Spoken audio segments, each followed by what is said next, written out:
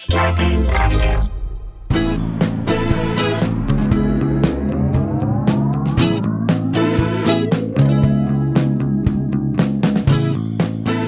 Hey guys, welcome to another episode of SKLARBRO Country, the virus edition, aka the Pandy Pods. AKA the pods with Jason and Randy, and the pods that also are pandy. AKA Karen blowups were on this week's docket, but no one expected the China rocket. No one did expect the China rocket. I said I haven't seen a Chinese rocket go down like that since Yao Ming got fouled hard when he was in Houston. I was going to say I haven't seen a Chinese rocket fall apart like that since the last years of Yao Ming. Oh, yeah. That's what we should Both tweet. were. There we go. All right, guys, we're back. How are you? How's everything going? Of course, Chinese rockets are happening now, and we're recording this thing, but this is Weeks from now, no one could care about No one cares about a rocket. Chinese rocket. Maybe they launched another one in that time, and maybe it worked. We don't know. But we're back, we're here, and we've got stories to tell. We love bringing this thing to you. I actually was like, Jay, I listened to one of these. I never listened to these after we do them, but I was walking and I decided to listen just to see how our flow was. How was the flow? It was good. No. It was good. I actually really liked it. I loved it. I love the sound of this thing because I'm like, how are people engaging with this podcast? And how is it? What's it providing for people? I just wanted to see. Can we be doing anything different? And by the way, if we can't be doing anything different, please tell us. Let us know. We'd love your feedback, Open and we to will suggestions. totally open to suggestions. But first, let's jump into the story, shall we? Yes. All right, give it up. He's just not that into you, right? Remember that phrase? That was a movie. I saw Greg that. Barrett. It was on the other night. I watched that goddamn movie. He's just not that into you. Indications that a guy's not that into you. He wrote a book, and off the book, because he was consulting for Sex and the City, and he would gather in the writer's room. And him and him and someone else, his writing partner on the show, would just well, they would ask like someone. It basically came out like this. I think someone said to him, "So this guy, we had a great date and we had sex and whatever, and then he didn't call me, which was so weird, and I didn't get why all of a sudden we had all this great chemistry." And Barrett was like, "Well, he's just not that into you." Barrett was basically Justin Long in the movie. He was Right. the bartender who's talking to the other woman. Saying, "All right, so he's just not that into you." This is an indication that he's just not that into you. And then everyone started asking questions. So I dated this guy, and then all of a sudden he said his grandmother was sick, and he never called me. I mean, Like, he's just not into coming you. up with an excuse like that. And then so he would kind of be the person that they threw The that sounding stuff to. board, right. Which is kind of fun in a writer's room now that we've been in a writer's room for ourselves. well, it's an endless bucket of stuff. I don't know if it could have made a TV show, and he certainly wasn't a relationship expert, and it hurt him, I think, in the end. He didn't love how it pigeonholed him in a certain way when he had a daytime talk show. All right, it was a guide for women and for men who are into guys, just to know that, all right, this guy's stop trying. Guy's not into you. Back it off. And again, it was turned into a super cheesy rom-com that I watched. But, if there's any posturing at all, essentially, it's not a good sign. Cut your losses and see the point at which you should cut bait. But we live in a very different time today versus when that thing was made several years, like what, Well, 10, we're 12 years living in a ago? time where people don't accept legitimate election results. And try and manufacture false narratives built on out-and-out lies to Well, support one that their makes bullshit their claims. bullshit claim go true. That's who we are now. That's where we are the right age now. of misinformation is upon us. And it truly makes it nearly impossible for people to accept losses and move on. No one can take an L anymore. Nobody can take an L anymore. To me, that is the rarest thing now. How It is insane is that? The that most that's a rare mature thing? thing to shake someone's hand and say, You got me. Good one. Hey, This- let's part ways. This this didn't is work not going out. to work out. Let's move forward. There is no You're right. fixing You're this. right. I was a little out of control. Maybe I don't deserve to work here. You're right. I'm not right for you. Let's move on. You can't get fired anymore. You can't lose elections anymore. All of it. Get ready because this next story is going to take this whole thing to to a level that we didn't even know As existed. if it could go to another level. Here we go. A Minnesota woman who was told to not come to her ex-boyfriend's funeral was charged Monday after witnesses said she drove through the cemetery and tried to run over mourners during the ceremony. Wait. When you're told not It started out being a closed casket, and then she drove through. and everything Things opened up. Well, things open up. Yeah, but when you're told not to come to a funeral, that's a problem.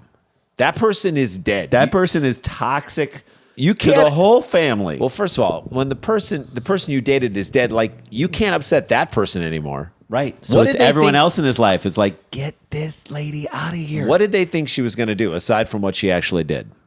She drove through a funeral. Yeah. Did they think she was like not going to let the casket get buried? Was she going to try and jump in it with the guy? It is her ex-boyfriend. Yeah. So this may have been a request from the new girlfriend. What could she have done that caused him to say, "Don't come"? That had to be a moment right there. If you start getting banned from funerals, you know you got to make some changes in your life. Right. It's one thing to get kicked out of a bar. It's another thing to get kicked out of the last time people will ever see someone. Yeah, someone's final resting moment. Blair Witten, 28, was charged with reckless endangerment following an incident at Riverside Cemetery in Fargo, North Dakota on Saturday. She was driving right through the cemetery. Oh, yeah. She just didn't stop. I saw the Blair Witten Project. Oh, that was a horrifying she was movie. Knocking she over had a headstones flashlight and in all. her face, Yeah, and she she was shouldn't have done driving it. right through them. Shouldn't have done it. She was like a witch. She was like a witch. She was trying to wake up the dead or It's something like like when that. you take a spoon and you dig it right through the hot dish. Yep. You and don't it wanna cuts do that. right through the crinkled up potato Maybe chips burns on you top right of on the top of cream your mouth. mushroom soup. You don't like it.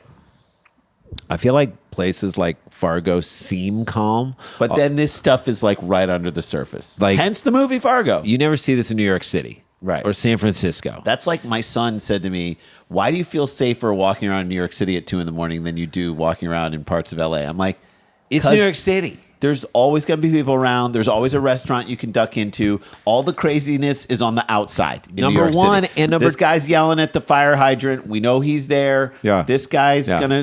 has his gun out. He's over there. We know who he's doing. Right. I know where to walk, and I will know where not to walk. In Fargo, it's like I don't know who's going to throw me into a wood chipper. I don't know. You just don't know. It's like in New York and San Francisco, people are worried about how they're going to make their rent. Right. That's what people are worried about. Right. So they're not Survival don't have, mode. They're in Right. survival They don't mode. have time to plan out. I got to drive through this person's funeral. Right. You know, an ex-boyfriend's funeral. Yes. The woman's house, in my opinion, this woman's house probably already paid off. Am I right? All she has to think about is if she's going to go to the funeral and sideswipe people in Fargo. That's what she's got the time to work out a plan like that, I Jay. think people up in Fargo have more time to crazy. So this is what we said about the people on Yeah. the crazy people on the streets of Los Angeles. They don't have to fight the weather elements. We've always Right. said this, that they don't have to swashbuckle like any crazy low temperatures or anything. They have more time to work on their crazier craft per day. per day. So they per will be moment. crazier, right? You know what I'm saying? Right. That's why you see the craziest people in the world on the streets Mm-hmm. of LA. All right. They're tanned, they're rested, and ready to unleash that crazy fury. Oh, yeah. Same in Fargo. Crazy people have time to pick it up. All right? Mm-hmm. Just plot and make sure. It's a luxury, really, when you think about it. It kind of is. Multiple complaints reported Witten was driving her vehicle inside the cemetery in a manner with extreme indifference for human life. She did not care. Well, it's a cemetery, so I think she figured. And human death. Yeah. Extreme She had indifference for human She death. had no regard for the human dead. death, which created substantial risk of serious bodily injury to persons in the cemetery. Fargo policewoman Jessica Schindeldecker, what a great name. Schindeldecker. There had to be one person in the cemetery who was like, hold on, Jeff. This could mean a lot of future business for us. Let's not, I know this is a really bad situation, but like, let's think about the number of caskets that we guy, could sell. The guy who works for the The cemetery. opportunistic guy at the Fargo He's like, cemetery. what? People are dying to get in here. It's Hey-o, like, Jeff, come on, that's come your on. joke you've used for like decades. If you're in the business of housing dead people permanently, then something like this could be a boon for business. you never know. No one was injured, according to local reports. Thank Good. God. Thank God. Driving around in the cemetery over tombstones, through trees, Off-road. Is she off-roading it? or on the road. If you see someone driving faster than like 7 miles per hour in a cemetery, That's reckless. That is crazy. That's out of control. Like, get out of the way. Witnesses waved down the police at the cemetery and said an SUV was driving over gravesites and trying to run people over. The St. Paul Pioneer Press reported citing court documents. Should have invited her. Or at the Should very have invited least, her. you should have said nothing to her. You know, Right. if she shows up, she shows up. You just don't say anything. Or right? or you tell her when the funeral is going to be, and you make it like the next day. You give Or her a wrong date. You make it like much. You give her a time that's much later, so Right. she just comes at the very end. Right. Oh, I thought. The cemetery made us do it earlier. The ex-boyfriend's father told the police Witten was not welcome at the funeral and saw her speeding across the cemetery. Speeding, Not just driving, Jay. like tires kicking up, fresh, She be speeding. dirty grass and flowers that are. Should we take a left- break? Yeah, let's take a break. When we come back, we're going to tell you what happened to the rest of the story. It's bonkers, y'all. We'll be right back.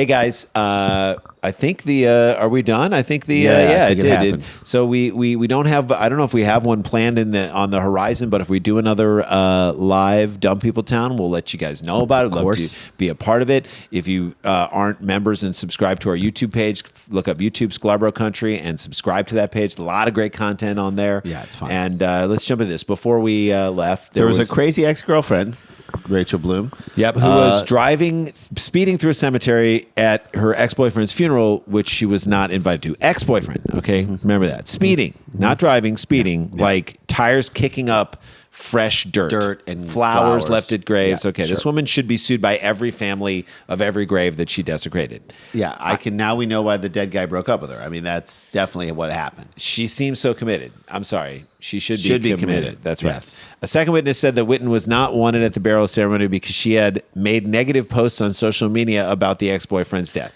Yeah, you can't be up on Facebook saying good. Digital paper trail of your craziness is going to get you uninvited to a funeral.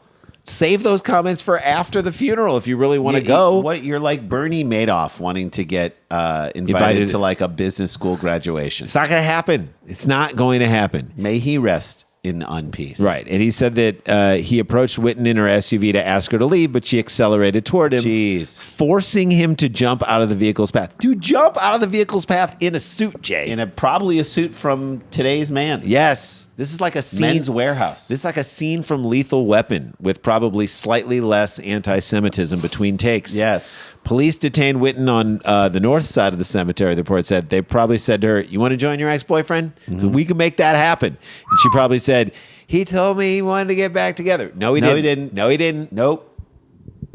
I always like to at least hear the person's excuse, right? Yeah, let her get it out so Gives we know a how window crazy she into is. their thought process. Right. It's like interviewing a serial killer. I want to hear how you think you're right. Oh, the cat told you to dismember your neighbor. Oh, okay, just getting that what straight. else did the cat I'm say? seeing the logic now. She told officers that she had shown up for the funeral and was sitting in her SUV. This is her excuse, Jay.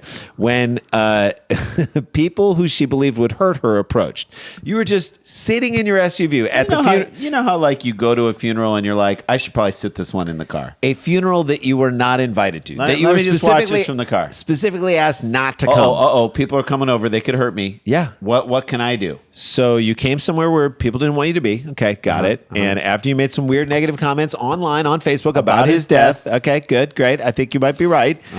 If you did that after someone I loved had died, I'd approach you with bad intentions. You know what I'm saying? If you showed up where you weren't supposed to be. She said she drove away and was careful not to hit anything. That's what she said. In her mind, I was being careful not to hit anything. You were careful. I was careful not to hit anything except some headstones. Yeah. And hopefully some people at the funeral. And a couple trees. Witten was booked at the Cass County Jail, where she pleaded not guilty at a court hearing on Monday. What did she think was going to happen? By showing up at the funeral, that he'd take you back? He can't. That you guys would be together?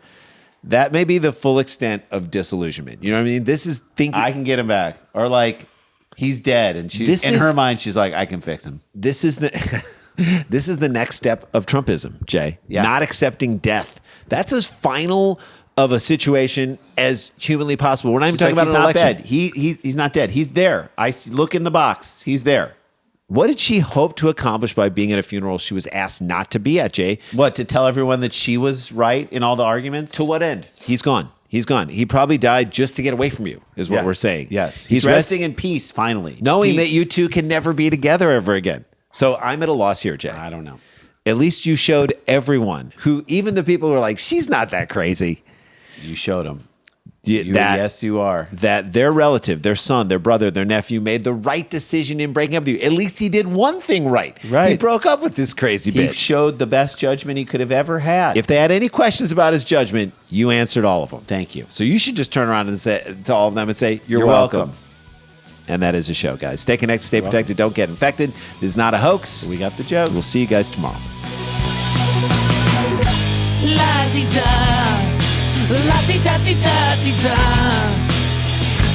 la-ti-da.